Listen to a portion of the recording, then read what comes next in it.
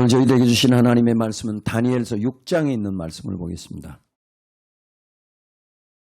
구약성경의 1243페이지에 있는 다니엘서 6장 1절로 10절까지 제가 받들어서 읽겠습니다. 다니엘서 6장 1절로 10절. 다리오가 자기의 마음먹은 대로 방백 120명을 세워 전국을 통치하게 하고 또 그들 위에 총리 셋을 두었으니 다니엘이 그 중에 하나이라. 이는 방백들로 총리에게 자기의 직무를 보고하게 하려 하여 왕에게 손해가 없게 하려 함이었더라. 다니엘은 마음이 민첩하여 총리들과 방백들 위에 뛰어나므로 왕이 그를 세워 전국을 다스리게 하고자 한지라. 이에 총리들과 방백들이 국사에 대하여 다니엘을 고소할 틈을 얻고자 하였으나 능히 아무 틈 아무 허물을 얻지 못하였으니 이는 그가 충성되어 아무 그릇함도 없고 아무 허물도 없음이었더라. 그 사람들이 가로되 이 다니엘은 그 하나님의 율법에 대하여 그 틈을 얻지 못하면 그를 고소할 수 없으리라 하고, 이에 총리들과 방백들이 모여 왕에게 나아가서 그에게 말하되 다리오 왕이여 만세수를 하옵소서.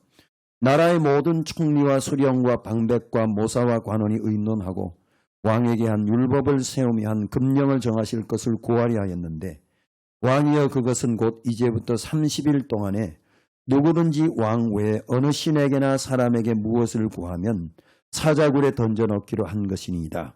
그런즉 왕이여 원컨대 금령을 세우시고 그 조서에 어인을 찍어서 메대와 바사에 변개치 아니하는 규례를 따라 그것을 다시 고치지 못하게 하옵소서 하매, 이에 다리오 왕이 조서에 어인을 찍어 금령을 내니라. 다니엘이 이 조서에 어인이 찍힌 것을 알고도 자기 집에 돌아가서는 그 왕의 예루살렘을 향하여 열린 창에서 전에 행하던 대로 하루 3번씩 무릎을 꿇고 기도하며 그 하나님께 감사하였더라. 아멘. 우리 김영란 권사님께서 가장 아름다운 삶의 완성이라고 하는 귀한 제목으로 귀한 말씀을 전해주시겠습니다.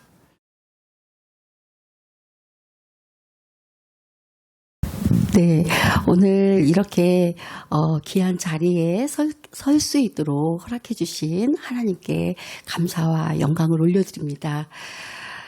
저는 2020년 5월 6일 날 12시간에 걸친 수술을 하게 되었습니다.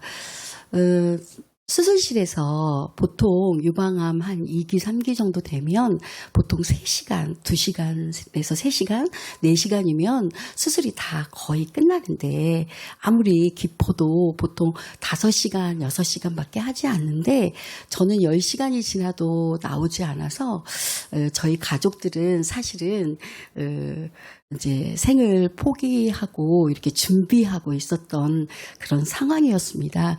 그런 상황에서 저는 12시간 수술이 끝나고 나오는 그 길에 제가 처음에 발병을 했을 때는 하나님, 저 정말 하나님께 열심히 하나님만 바라면서 이렇게 살았는데 저에게 이런 고통을 주시는 것은 이거 반칙이잖아요.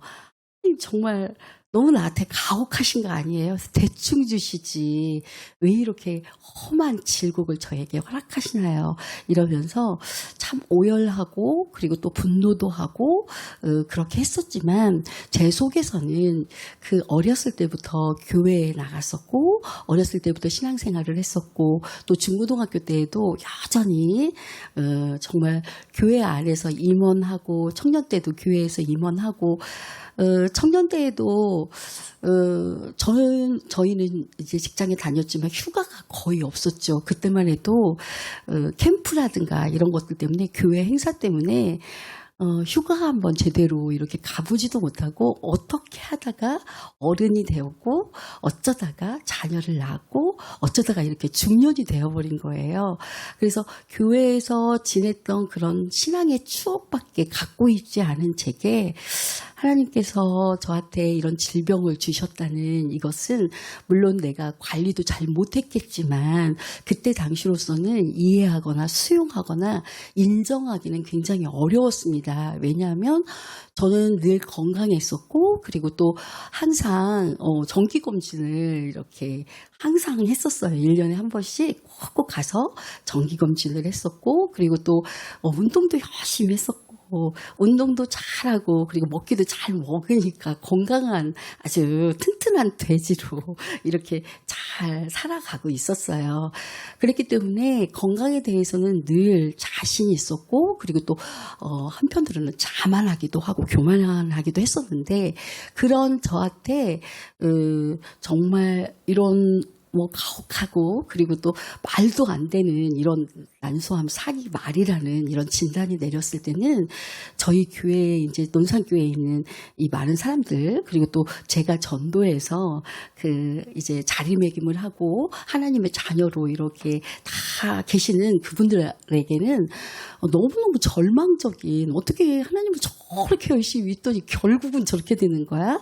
막 이런 야유 아닌 야유 이런 것들도 제 귀에 들려오고는 했었습니다. 그래서 저는 그때 당시에 12시간 수술을 하는 그 당시에 제 안에 알 수 없는 정말 그동안 축적된 하나님 안에서 살았던 많은 그런 절박한 순간순간들이 얼마나 많이 있었겠어요.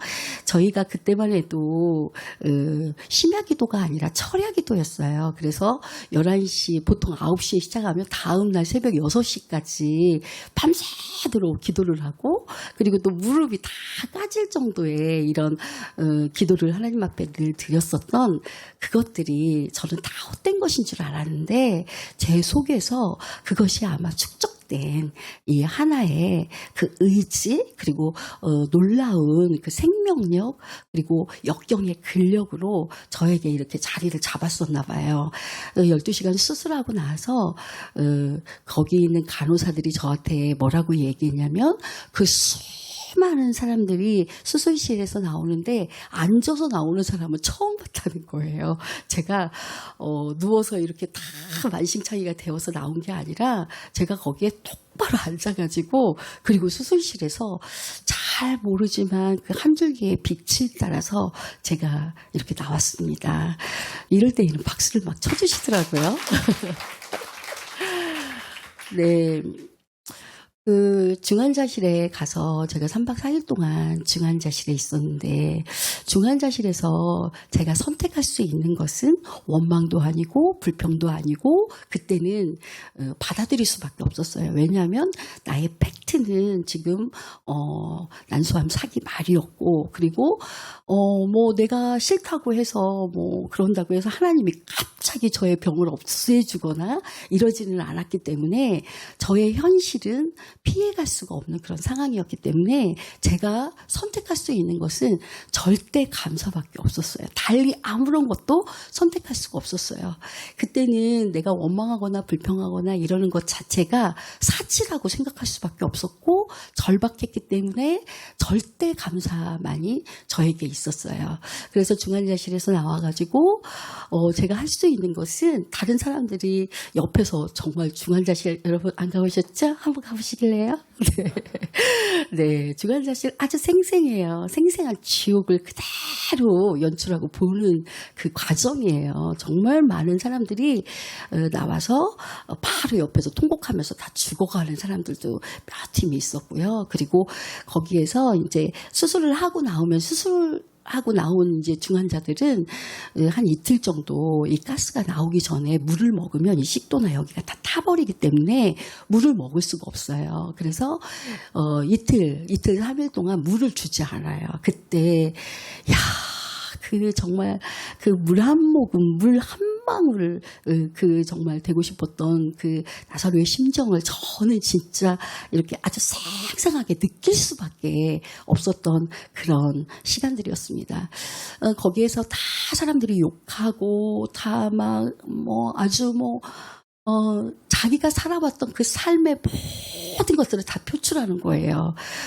악하고 독하고 싸납게 살았으면 욕하고 막 소리 지르고 막 이렇게 정말 거칠고 이렇게 살아온 그 삶의 모든 것들을 보여주는 그런 순간들이었죠. 그런데 그 절박하고 그런 순간에 저에게는 저희 엄마가 물려주신 삶의 유산, 신앙의 유산이 있었고, 그리고 또 제가 어렸을 때부터 교회 안에서 그동안 지속적으로 받아왔던 하나님에 대한 그 연단, 단련, 훈련이 제 속에서 이렇게 아주 깊이 숙성되어서 제가 할 수 있는 언어가 뭐였냐면 감사합니다. 감사합니다. 감사합니다. 감사합니다를 저는 수천 번, 수만 번을 했던 것 같아요. 아무것도 할 게 없었어요. 제가 할 수 있는 것은 감사합니다. 고맙습니다. 고맙습니다. 감사합니다. 이렇게 하도 제가 잠을 잘 수가 없어요. 왜냐하면 너무 아프니까, 너무 통증이 심하니까 잠을 잘 수가 없어요. 제가 그 통증이 이렇게 심해가지고 제가 이렇게 딱 나왔는데 거기에서 이제 한 의사가 딱 오더니 제 몸에다가 호치키스를 막 박는 거예요. 이렇게 노부캅처럼 호치키스를 막 박는데 이게 너무 통증이 심하니까 호치키스를 박아도 그것이 그렇게 뭐 아프다 이런 느낌이 들지 않을 정도로 너무 고통스러운 상황에서 계속해서 제가 앉아서 감사합니다, 감사합니다, 감사합니다를 하니까 다른 사람들은 막 소리 지르고 나를 죽이려고 하느냐, 뭐 빨리 당장 물 갖다 주지 않으면 너희들 다 죽여버리겠다 하면서 막 소리를 지르는데 제가 계속 감사합니다를 하니까 어떤 간호사가 천사를 보내주시듯이 그 간호사가 제게 물을 이렇게 큰 컵에다가 저에게 물을 이렇게 갖다 주는 거예요. 그러면서 저한테 이거 물 마시면 안 되는 거 알죠? 네. 꺼지를 갖다 주는 거예요. 그러면서 이 꺼지를 계속 입에다가 이렇게 묻혀서 정말 어쩔 수 없지만 이 갈증에 입에 있는 이 마른 입술만이라도 죽여주십시오. 이렇게 이야기를 하는 거예요. 저는 이틀 3일 동안 한숨도 잘 수가 없었어요. 그때 제가 깨달은 것은 내가 누우면은 바로 잠자리에 그냥 푹 하고 잠잤던 그 순간이 그게 이 세상에서 가장 큰 축복이었었구나. 내가 왜 그런 것을 이제서야 깨닫지? 내가 아팠으니까 깨닫고 잠을 못 자보니까 알겠는 거예요. 그때 내가 깨달은 것은 행복과 불행은 한 끗 차이구나. 정말 그때 아주 생생하게 제가 체험할 수 있었어요. 그래서 이틀 3일 동안 제가 입술을 다 축이고 일반 병실로 이렇게 나왔는데 제가 선택한 것은 어떤 선택이었냐면 첫 번째 선택은 내가 이렇게 난소암 4기말이라는 어마무시한 이런 병이 내게 있더라도 저는 서울로 가지 않겠습니다. 죽더라도 그냥 여 지역에서 이렇게 담담하게 죽어가겠습니다. 이런 결단이 저에게 이렇게 정말 스미듯이 오는 거예요. 그게 사람들은 다 말하죠. 빨리 서울로 가라. 빨리 유명한 병원으로 가라. 이렇게 했지만 제 속에서는 그냥 하나님이 죽을 병을 주시기는 했지만 그렇게 확 죽이지는 않을 것 같은 거예요. 그래서 저는 이제 대전의 충남대병원에서 그냥 수술을 했고, 그리고 또 거기에서 일반 병실로 이렇게 가게 됐어요. 그리고 두 번째로 제가 선택한 것은 뭐였냐면 저희 가족들에게 슬픔이나 나의 고통이나 나의 아픔을 전이시키지 않겠다. 그래서 제가 남편에게 간곡하게 부탁하고, 그래서 저한테 거기에 있는 간병인을 보내줘라. 그리고 당신도 오지 말고 더더군다나 나의 자식인 나의 딸은 절대 나의 이 마지막 이 고통의 순간을 보게 하고 싶지 않다. 이미 엄마가 아프다는 그 자체로도 이미 고통을 많이 겪고 있는데 그것을 나오면 일반 병실에서 나오면 여기에 이렇게 핏주머니가 한 15개 정도 이렇게 차 있어요. 발에는 이제 무슨 막 노부캅처럼 여기에 이렇게 막 여러 가지 아무튼 말도 못해요. 여러분 한번 해보시겠어요? 얼마나 재밌는지? 네, 그래서 이 핏주머니가 이렇게 너무 많은 저는 이런 것들이 아이에게 얼마나 큰 상처가 되고 상흔이 되겠어요. 그래서 이건 나는 막 어떠한 순간에도 죽는 그 순간에도 나는 존엄성을 지키고 싶었고 그리고 내 가족에게 그런 아픔을 전가시키고 싶지 않다는 그런 뜨거운 그런 제 의지가 있었어요. 이것은 다 하나님이 저에게 주신 마음이 아닐까 이런 생각이 듭니다. 그래서 제가 병원에 있을 동안 간병인이 저를 열흘 동안 이렇게 치료를 했고요. 가족들은 오지 않았어요. 제가 너무 간곡히 부탁했기 때문에. 근데 이제 그때 정말 이 세상에서 가장 부러웠던 사람은 그 간병인이었어요. 70살 먹은 할머니셨는데 70살 먹은 할머니가 저는 그때 이제 대변이나 소변도 제가 이렇게 할 수가 없는 상황이고 그리고 제 온 몸은 전혀 움직일 수도 없고 일어날 수도 없고 정말 아무것도 이도 닦을 수 없고 얼굴도 세수할 수도 없고 아무것도 할 수 없었어요. 이렇게 인간으로서는 가장 무기력한 상태의 이런 모습 속에서 제가 진짜 하나님이 한번 이렇게 너 한번 경험해봐라 이러니까 정말 제가 그렇게 아무것도 할 수 없는 존재라는 것을 아주 처절하게 알게 되었어요. 네, 사랑하는 여러분, 예. 하나님이 문을 닫으면 열자가 없다고 하잖아요. 예, 정말 그가 찔리면 우리의 허물을 인하며 그가 상하면 우리의 죄악을 인함이라. 예, 그가 징계를 받음으로 우리가 나음을 입었도다라는 그 말씀을 생생하게 체험하지 않을 수가 없었어요. 그래서 예수님의 그 보혈의 십자가를 저도 함께 피를 흘리면서 같이 경험을 했습니다. 그때 목사님도 사모님도 정말 교회 성도님들도 저를 위해서 눈물로 기도해 주셨고 제 혈압이 180, 200까지 이렇게 오르는 그 순간에도 계속 기도해 주시면서 저를 이렇게 계속 중보해 주셨던 그 기쁨, 그 감사를 이 시간에 감사와 찬양으로 다시 돌려드립니다. 사랑하는 여러분, 그때 제가 느꼈던 것은 그 간병인 할머니는 건강했었고 그 간병인 할머니는 저를 불끈불끈 들어서 저에게 먹이고 저에게 입에다가 이제 물도 떠서 주고 이도 닦아주고 이러는데 저는 그 할머니가 이 세상에서 제일 부러웠어요. 여러분 아무런 지금 정말 고통이 없고 그리고 여러분들이 지금 이렇게 바라볼 수 있고 지금 이 자리에 가만히 앉아 있을 수 있다는 것 이것이 당연한 것이 아니에요. 이것은 틀림없이 기적이고 하나님께서 여러분들에게 말로 형용할 수 없는 큰 축복을 여러분들에게 주신다는 것을 꼭 아셨으면 좋겠어요. 하나님께서 이 부족한 저를 왜 세워주셨겠어요. 너희가 지루한 반복 그리고 너에게 당연하게 여겨왔던 그 모든 순간들이 너희들이 당연하게 여겨와서 먹었던 거 눈을 바라볼 수 있는 거 걸을 수 있는 거 이것이 얼마나 큰 축복인지 저는 생생하게 깨닫지 않을 수가 없었습니다. 이렇게 정말 병원에 나와서 축담대학병원은 그 열흘 이상은 거기에서 입원을 못하게 해요. 그냥 무조건 아무리 뭐 죽더라도 그냥 내보내거든요. 그래서 저는 유성 선병원에 와가지고 거기에서 입원해 있었어요. 걸을 수도 없었고 밤에 잠을 한숨도 잘 수가 없어요. 왜냐면은 기침이 이제 그때부터 나오기 시작을 하는데 기침을 하면 온 몸이 다 울리기 때문에 한숨도 잘 수가 없었어요. 제 기억으로는 그때 일주일 동안 잠을 한숨도 못 잤었던 그 기억이 납니다. 잠을 잘 잘 수 있다는 거 이게 이렇게 큰 축복이구나. 제발 하나님 잠 좀 자게 해주세요. 이렇게 애달게 하나님 앞에 간구했었던 그런 순간들이 있었던 것 같아요. 밖에 그 유성선병원 밖에는 공원이었는데 그 공원에서 사람들이 그렇게 많이 걷고 있는 거예요. 아주 아름다운 5월 꽃들이 만발하고 그리고 온 세상이 아주 환한 빛으로 햇빛으로 찬란한데 저는 병실에서 울고 있었고 운다는 것은요 제가 울고 싶어서 우는 게 아니더라고요. 그냥 내 몸에서 이게 뭐지? 하고 보니까는 그냥 이렇게 눈물이 한없이 끝없이 그동안 여태까지 울어보지 못했던 모든 눈물들이 액체가 계속해서 계속 이렇게 흐르고 있는 거예요. 그때 저 밖에서 공원에서 거니는 그 사람들이 얼마나 부럽던지 하나님 나도 밖에 나가서 저렇게 공원에서 걸을 날을 저에게 허락해 주실 수 있으세요?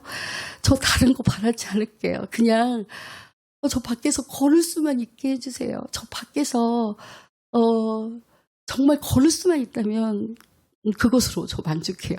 이렇게 했는데요. 제가 2년이 지났어요. 그쵸?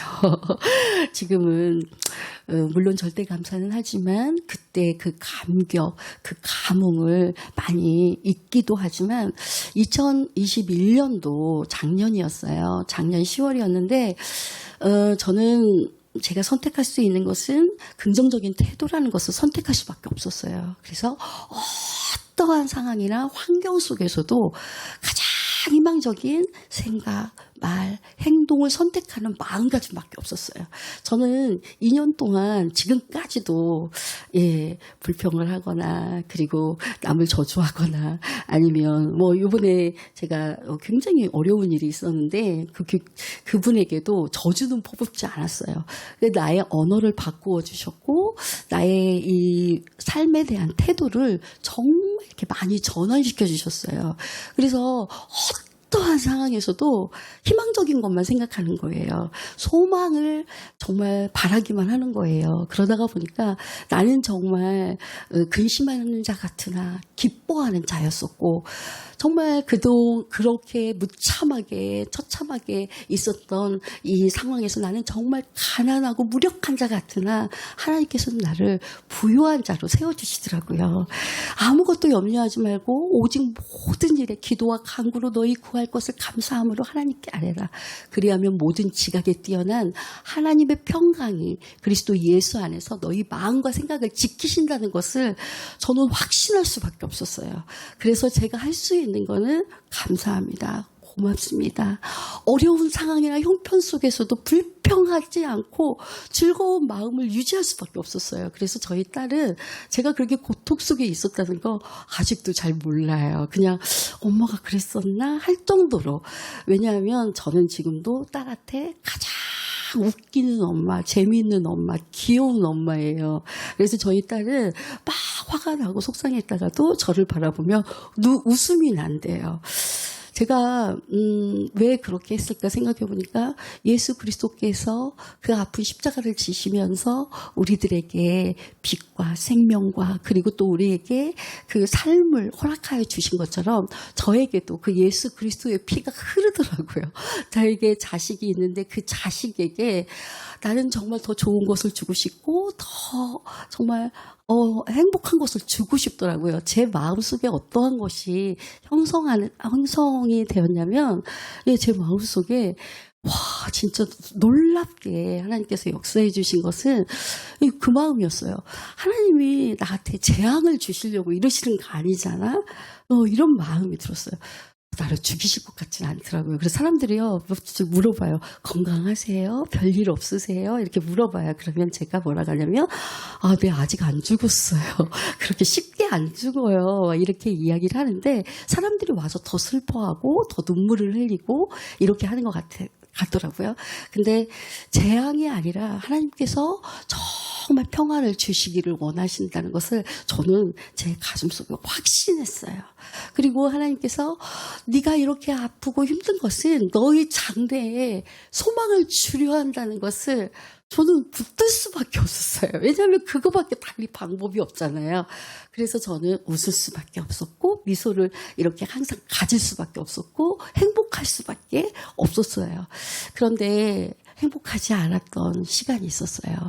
2021년도 작년 10월이었는데 미국에서 이제 저를 수술을 집도했었던 의사에게 전화가 와요. 전화가 와서 전화를 받으니 뭐라고 말씀하시냐면 정말 진짜 저보고 그러는 거예요. 제가 다시 한번 이 몸 상태나 이런 것들을 다 점검을 해보니 브라카 양성입니다. 브라카 음성인 줄 알았더니 브라카 양성입니다. 양성이다. 이렇게 말씀을 하시는 거예요. 브라카 양성은 뭐냐면 유전자 속에 제가 암이 이렇게 유전자 안에 있다는 거예요. 그게 이제 안젤리나 졸리나 이런 사람들에게만 발병되는, 유태인들에게 주로 발병되는 그런 브라카 양성이라는 거예요. 우리나라에서는 5%, 3%도 안 된대요. 그런데 그런 몹쓸병이 또 왜 저한테 어떻게 그럴 수가 있나 싶더라고요. 근데 저한테 브라카 양성입니다라고 이렇게 얘기를 하시면서 뭐라고 말씀하시냐면 지금 빨리 아침에 그때가 9시 정도 됐는데 지금 빨리 병원으로 가십시오. 가서 딸하고 검사를 하세요. 이렇게 얘기를 하는 거예요. 그때는 제가 무너졌어요. 제가 그때는 감사할 수가 없었어요. 하나님, 저는 다 참을 수 있어요. 저를 죽여도 참을 수 있고요. 저를요, 온 몸을 갈갈이 다 찢겨도 저 참을 수 있어요. 근데 자식에게 이러시면 안 되잖아요. 이런 마음이 들었어요. 왜냐면 브라카 양성은 그 유전자에 이제 자식에게, 자녀에게 한 50% 정도 이게 있다는 거예요. 그래서 검사를 해서 양성이 나오면 이제 굉장히 심각하죠. 왜냐하면 결혼을 앞두고 있고 아가씨고 이런데 그러면 가슴이나 이런 것들도 절제해야 되고 난소도 제거해야 되고 아이도 낳을 수 없고 이런 상황이기 때문에 저는 그때는 감사할 수가 없었어요. 그래서 하나님 많이 울었어요. 원망 많이 했어요. 그렇게 해서 한 보름 있다가 결과가 나온다는 거예요. 보름 있다가 결과가 나온다는데 가시밭길이었어요. 어떻게 할 수가 없는 거예요. 제가 뭐 어떻게 할 수 있는 방법이 없잖아요. 매일 잠을 잘 수도 없었고 먹을 수도 없었고 아무것도 할 수가 없었어요. 그때만큼 고통스러웠던 적이 없었던 것 같아요. 하나님이 내가 이렇게 이런 마음이었을 때 하나님도 이렇게 잠을 못 자고 나를 이렇게 바라보셨을까?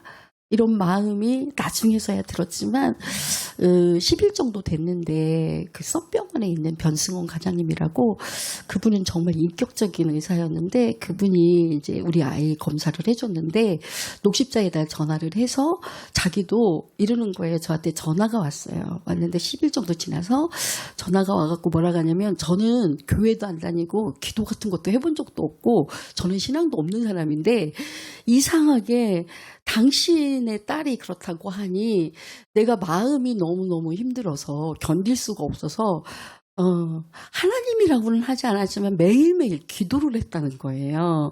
그러면서 저한테 이야기를 하기를 그런데 제가 미리 알아봤습니다. 녹십자에다. 근데 음속으로 나왔어요.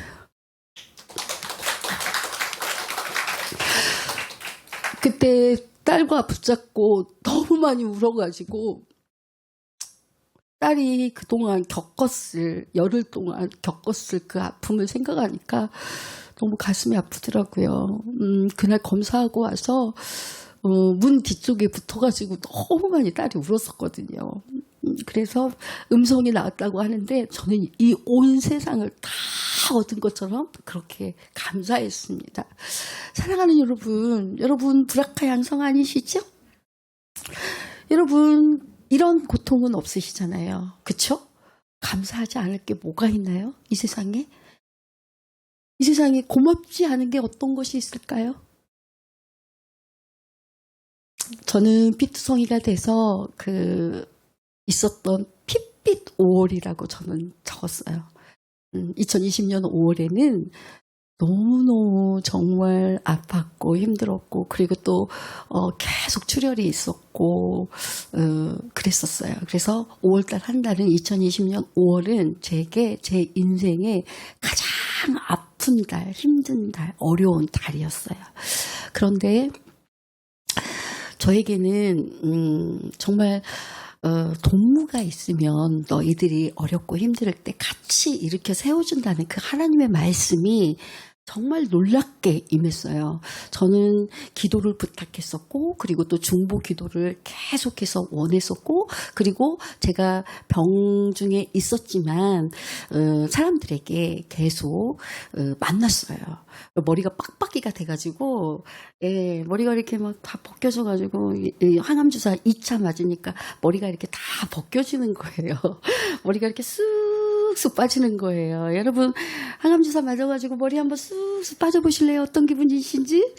네, 쑥쑥 빠지는 거예요. 근데 머리가 이렇게 다 빠지고 나니까 제 안에 그 당당함이 생기는 거예요. 어떤 당당함이냐면 하나님의 자녀로서 당당함이 생기는 거예요. 그래, 나 암 걸렸어. 근데 어쩔 건데? 뭐 그래, 나 암 환자야. 어쩔 건데? 이러면서 당당하게 기쁨을 유지했었고, 그리고 감사를 유지했어요. 감사라는 것은 정의는 누가 나에게 어떤 환경이든 나에게 어떤 도움이 되었는지 인정하고 말과 행동으로 고마움을 표현하는 것이 감사의 정의입니다. 사랑하는 여러분, 감사는 표현하지 않으면 감사가 아닙니다. 우리가 자든지 먹든지 깨든지 우리가 일어나서 감사합니다, 고맙습니다. 이것은 우리 성도들의 가장 중요한, 어쩌면 하나님께서 우리에게 가장 원하시는 일이 아닐까 이런 생각을 해봅니다. 믿음이 어떤 때 필요할까요? 믿음이 어떤 때 필요할까요? 이렇게 평범하게 행복할 때 믿음이 필요할까요? 네, 행복할 때 믿음이 그렇게 중요하지 않더라고요. 그런데 내가 정말 고통 속에 있을 때, 신음 속에 있을 때, 내가 가장 절박할 때, 이때 내가 믿음의 본을 보여주지 않으면 정말 세상에 있는 사람들이 그렇잖아도 기독교인 하면은 정말 개독교인이라고 하면서 다 비판을 하는데, 우리는 이 절망 속에서 꽃을 피워내지 않고 감사하지 않으면 우리를 다 정말 가짜게 생각하지 않겠어요? 그래서 우리는 날마다 어떤 사람을 만나든 누구를 만나든 감사와 찬양과 기쁨과 행복을 전이시키는 마법의 선수가 되어야 된다는 그런 정말 그런 하루를 매일매일 치열하게 살고 있습니다. 저는 3개월에 한 번씩 가야 하는 시한부 선고를 받는 3개월 시한부 인생입니다. 3개월 뒤에 난소암은 85%가 재발이고, 그리고 생존율은 10%, 15%밖에 되지 않습니다. 엊그제도 저희하고 암 한우들끼리 이렇게 있는 안밍아웃 저자들과 이렇게 함께 있는 방이 있는데, 안밍아웃의 첫 번째 글을 쓰셨던 그분도 50세이신데, 네. 안밍아웃 책이 나오는 날 돌아가셨어요. 저희 암 환자들은요, 죽는 것은 일반사예요. 그냥 뭐 어떻게 하다 보면은 그 사람 하늘나라로 가셨대요. 뭐 이렇게 해요. 이 생도병사의 비밀을 이렇게 결혼 전 날이었어요. 5월 11일이었고 저희가 우리 딸아이 결혼식 한 날이 5월 14일이었는데 5월 11일 날 계속해서 뭐가 나오냐면 삼가 고일의 명복을 빕니다. 계속 나오는 거예요. 결혼 앞두고 있는데 이렇게 수도 없는 사람이 죽어가고 있습니다. 병실에서 있었던 그 생생했던 가장 큰 기억은 거기에 아기 엄마가 있었어요. 그 아기 엄마가 이제 33살인데 아이를 둘을 낳더라고요. 근데 그 아이 엄마가 거의 이제 막바지에 이르러서 바로 이제 그 중환자실로 옮겨지고, 그리고 또 생사가 몇 분 남지 않은 그런 상황이었어요. 일반 병실에서. 우리는 모두 다 울고 정말 가슴 아파할 수밖에 없었죠. 병원에 가면요, 그 우울함과 그 부정적인 모든 악한 것들이 나를 정말 정말 뭐 미친 듯이 나를 찢기고 있지만 그 상황에서 그분은 크리스찬이었어요. 그러면서 뭐라고 하냐면 그 아이의 음성을 듣고 싶다는 거예요. 자기 아들이 둘이었는데 전화를 바꿔달라고 하더니 마지막으로 힘을 다해서 뭐라고 얘기하냐면 걔 이름이 승환이었어요. 승환이었는데 승환이하고 승우였는데 승환아 스피커폰으로 하나 봐요. 마지막으로 기력을 다해서 승환아, 승우야, 엄마는 널 사랑해. 그리고 하나님도 널 사랑하는 거 알지? 이렇게 했어요. 근데 아이들이 뭐라고 하냐면 엄마 언제 와? 빨리 오란 말이야 하면서 막 소리를 지르는데 저희들 모두 다 가슴 아파서 어떻게 할 수가 없었어요. 같은 병실에서 74세 되신 할머니가 있으셨어요. 그 할머니가 있었는데 저는 권사님이라고 하고 싶지 않았어요. 할머니라고 하고 싶어요. 왜냐하면 그 권사님은 평생 동안 예수를 믿었대요. 근데 74세 동안 한 번도 질병에 걸려본 적 없고 한 번도 이렇게 아파본 적이 없다는 거예요. 그런데 어떻게 하다가 자기가 74세에 암이 걸렸는지 정말 하나님이 저주스럽다는 말씀을 하셨어요. 그리고 어떻게 나한테 이럴 수 있냐고 하면서 계속 밤새도록 원망하고 불평하고 이러는 소리를 계속해서 하시는 그 소리는요, 세상에서 가장 더러운 쓰레기 같은 소리였습니다. 제가 아침에 일어나서 그분에게 그랬어요. 권사님이라고 하고 싶지가 않았어요. 할머니 예수 믿는다고 하셨잖아요. 할머니 그런데 그렇게 하시면 안 되잖아요. 그 할머니가 뭐라고 하냐면 근데 하나님 너무하잖아. 하나님이 어떻게 나한테 그럴 수가 있어. 말도 안 되잖아. 이러면서 소리를 질렀어요. 사랑하는 여러분, 우리들이 가장 막바지에 이르렀을 때 가장 마지막의 모습이 여러분들은 어떤 존엄성을 지키고 계신가요? 교회에서 가장 어려워하는 저희 사모님이 개척교회 사모님이 전화 왔어요. 교인끼리 쌈이 붙었다는 거예요. 쌈이 붙었는데 권사님들 두 분이 쌈이 붙었대요. 그 쌈이 붙어갖고 싸우는데 욕을 얼마나 세상에 듣도 보도 못한 욕을 하는지 자기는 정말 너무너무 목회자로서 회의감을 느낀다고 하는 거예요. 사랑하는 여러분, 우리들의 모습이 세상 사람들에게 어떻게 비춰주는지 압니까? 저희 남편이 출장 부패를 하는데 정말 이런 말 하고 싶지 않지만 출장 부패할 때 정말 기독교인들하고는 상대하고 싶지 않다는 말을 아주 수시로 자주 이야기합니다. 먹을 걸 너무 밝히고 너무 인색하고 너무 꼼꼼바라고 이러는 모습이 정말 자기가 오랫동안 이 하나님을 믿지 않았으면 정말 너무 창피하고 너무 부끄럽다는 이야기를 자주 했었어요. 사랑하는 여러분, 우리들의 모습은 지금 모든 세상 사람들이 다 바라보고 계세요. 그래서 우리는 우리들의 모습을 바꾸셔야 돼요. 어떻게 바꾸셔야 돼요? 입꼬리를 올리시고요. 그리고 날마다 모든 세상 사람들에게 어떤 사람을 만나더라도 사랑합니다. 축복합니다. 어쩜 이렇게 예쁘세요? 어쩜 이렇게 아름다우세요? 저희 엄마는 그런 삶을 사셨어요. 저희 엄마는 그냥 약국에 갔다 나오면서도 제가 볼 때는 못생겼는데도 그 약사님한테 약사님 어쩜 이렇게 고와? 아이고 세상에 너무너무 피단결 같아. 항상 이렇게 하고 나오셨어요. 저는 그런 엄마 제발 좀 그렇게 하지 마. 나 쪽팔려 죽겠어. 막 이랬는데 돌이켜서 지금 다시 돌아보니까 엄마의 모습은 하나님이 원하시는 모습이었고 사람에게 희망과 생기와 생명을 주는 아름다운 모습이었다는 것을 정말 철저하게 알게 되었습니다.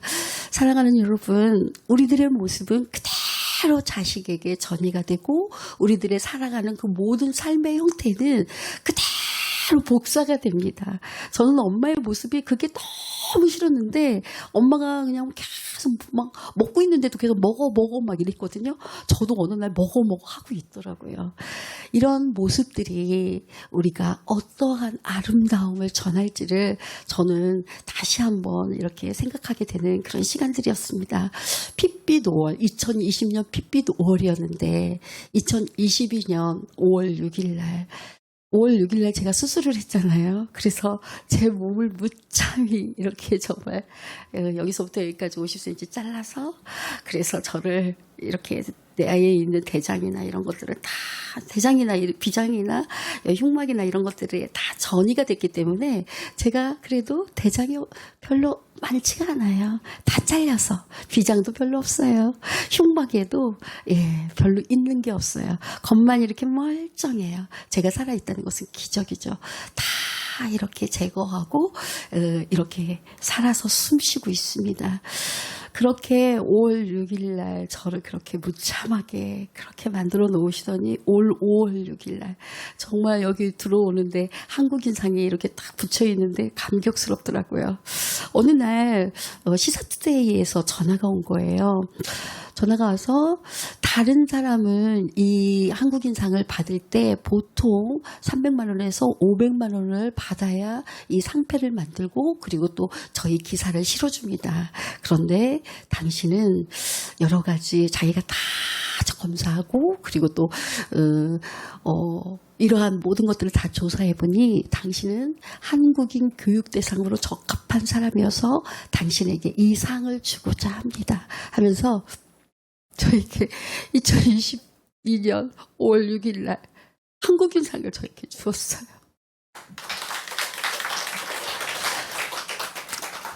나의 베옷을 벗기고 기쁨으로 띠띠부시고 나의 슬픔이 변하여 춤이 되게 하시더라고요.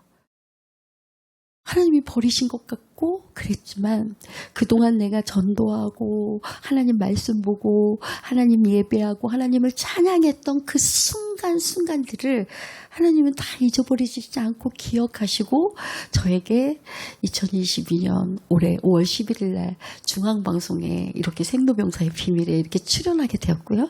그래서 20만 원을 받았어요. 예. 2022년 5월 14일 날 제가 그 충대병원에서 나와가지고 썬병원에 옮겨졌어요. 휠체어를 타고 갔는데 썬병원에서 그런 이야기를 하더라고요.